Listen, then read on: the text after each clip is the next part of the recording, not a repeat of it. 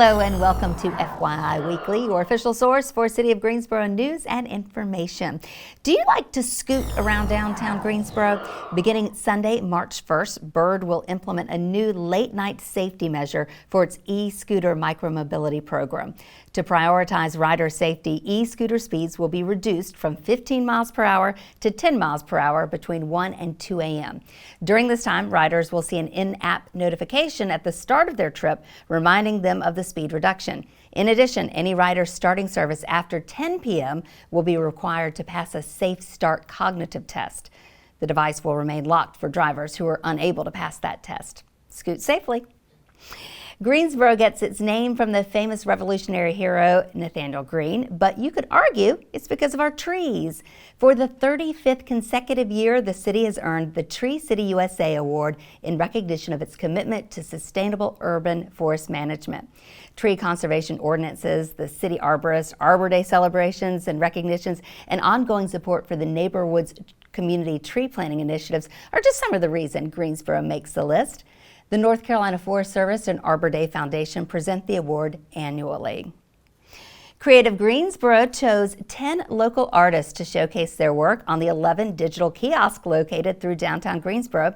Going on over the next 6 months, each of the 10 selected artists will receive $500 and their artwork will be on display for 10 weeks in the kiosk. The artists were among a pool of 33 applicants and selected by a panel review team comprised of cultural affairs commissioners, community members, and city staff. Okay, this one is just for the students. 2 contests to show your love of water. The Piedmont Model Water Tower Competition and the Water Conservation Poster Contest. Winners get special recognition, prizes, and could move on to state competitions. Review the official guidelines available in English and Spanish and submit your poster at greensboro-nc.gov/poster contest. Sign up for the water tower build at greensboro-nc.gov/model water comp. Speaking of kids, can you believe that it's time to register for summer camp? You know the city has you covered. Get ready to make those plans after this quick break.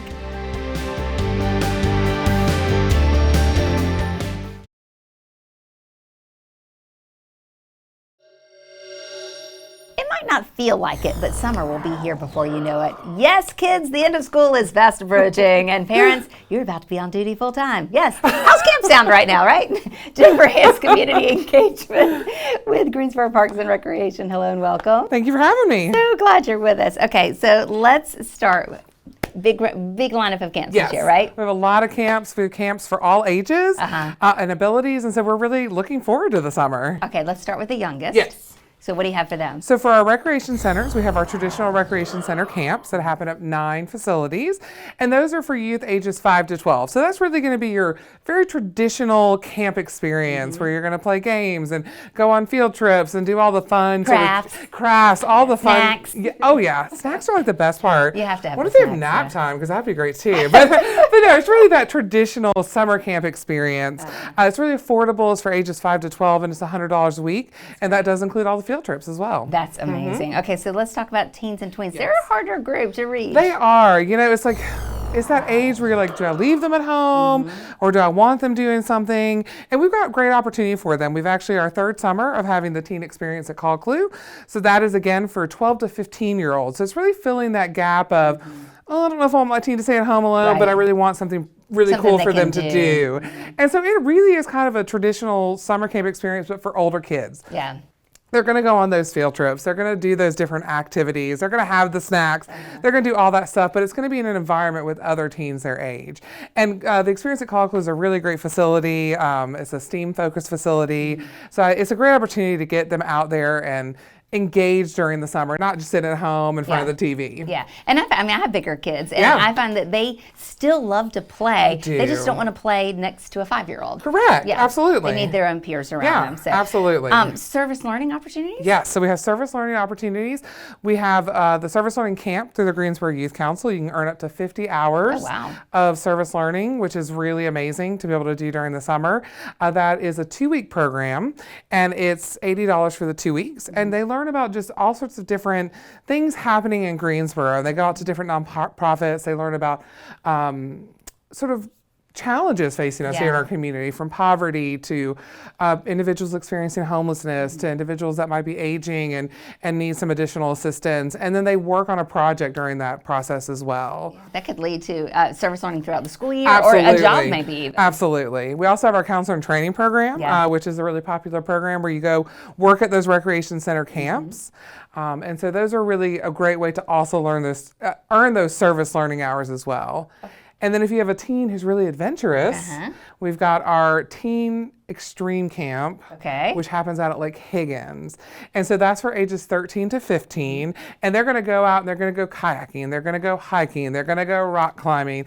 They're just going to get out there and spend the whole week. Rock climbing? Yeah. In Greensboro? Well, we do indoor rock climbing. Okay. We don't really have that here, but we do indoor rock climbing. So they don't just stay at Lake Higgins. They're going to go out and explore what's around us here in Greensboro and those outdoor opportunities for them. That's a lot of stuff. Yeah. Okay, let's talk about our teens and children with different abilities. Yes. So we also have summer camp at Camp Joy, which is out at Higginson Park. It's through our Adaptive and Inclusive Recreation program. And that is for individuals of all abilities from ages 5 and up. So you'll see individuals who are 5 and you'll see individuals who might be 65. So it really is for people of all abilities. The really beautiful thing about this camp too is it's a very inclusive space. So you might also see siblings there together. So there might be a sibling there with their sibling that has a different ability. And so it's a really wonderful place for individuals to go and just be themselves and really enjoy that camp experience out of Hakenstone. I love it. You talked about the price for the younger camps. Yes. What's the range that you'll pay? Yes, for so our camp? camps range from $75 up to $250 for the adventure camp. Okay, and I know a lot of people are wondering, okay, when does the registration Yes. open? How quickly does it fill? Do I need to be ready to go online? How does that work? Yep, so registration actually opens Monday, March 2nd at 9 a.m. Some of our camps will fill up right away at 9 a.m. So we really do encourage people to get online early, or you can go and register at your recreation center. You can call your recreation center and do those things in person as well. Okay, are there still opportunities to work at any of these summer camps? There are. We always need staff. So we are always looking for counselors, lifeguards. We're looking for pool technicians and pool managers. So we really have a wide variety of hiring needs throughout the summer, and we're currently hiring, and we'll hire until all our positions are full. Love it. And it's a great way to get involved with the city. I mean, at a young age, that we have lots of examples of folks who are still working with the city well past their days of lifeguarding. Absolutely, we do. We have people in our department in Parks and Recreation that started as lifeguards and have been working now full time with the city for 15 plus years. Love it. Love it. Jennifer, thank you. Appreciate your time. Yes. And if you want to register, you might want to just go ahead and bookmark that website because, as she said, some of those will go really fast. Greensboro-nc.gov/summer. All right, coming up after the break, we're going to do our department spotlight. But first, mark your calendar for these places to go and things to do on the town. I'm Dave, and here's some special events happening this week on the town. Hell's Kitchen, a new musical from Grammy Award winner Alicia Keys, plays at the Tanger Center February 24th through March 1st. The show tells the story of Allie, a 17-year-old girl full of fire and her search for freedom, passion, and place in the world. How she finds them is a New York City coming-of-age story you've never felt before. Learn more, get tickets at tangercenter.com. Enjoy unique flavors, engage with the community, and learn about city resources at the Taste of the African Diaspora, February 26th at the Greensboro Cultural Center. This collaborative event delves into African culinary traditions and how flavors shape our shared future.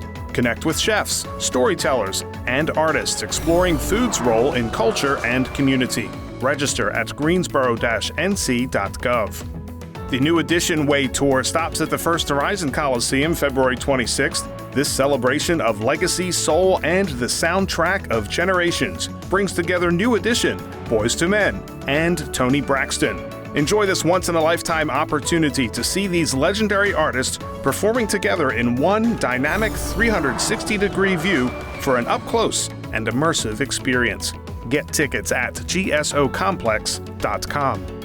Get your green thumb ready at the Planning Your Spring Garden program February 28th at the Brown Recreation Center. This free hands-on workshop focuses on spring gardening essentials. Learn expert tips on raised beds, container planning, seed starting, and timing your planting for best growth. Join fellow garden enthusiasts to prepare your outdoor space for a vibrant season. Learn more at greensboro-nc.gov. Stay tuned to FYI Weekly for more happenings on the town.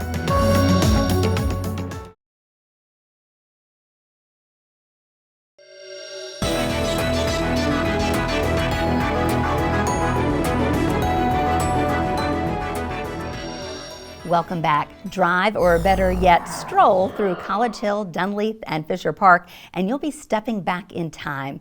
The three neighborhoods are zoned Greensboro Historic Districts. Any work to the exterior of homes or businesses in those districts goes before the Historic Preservation Commission. The commission is a 9-member board appointed by the City Council, whose members have interest or experience in history, architecture, archaeology, or related fields. And for the second year, the Greensboro Historic Preservation Commission will recognize excellence in repair, restoration, and rehabilitation projects within those 3 historic districts that happened in 2025. Anyone can nominate a project, including self-nominations. Submissions must include a short narrative describing the project, along with some before and after photographs. Outstanding examples will be recognized for project quality, impact, and success in following design standards. Deadline for submissions is Friday, April 24th, and in honor of Historic Preservation Month, honorees will be recognized at the HPC's May 27th meeting. And that is our department spotlight. All right, coming up after this break, good news in Greensboro. We can all use a little more of that.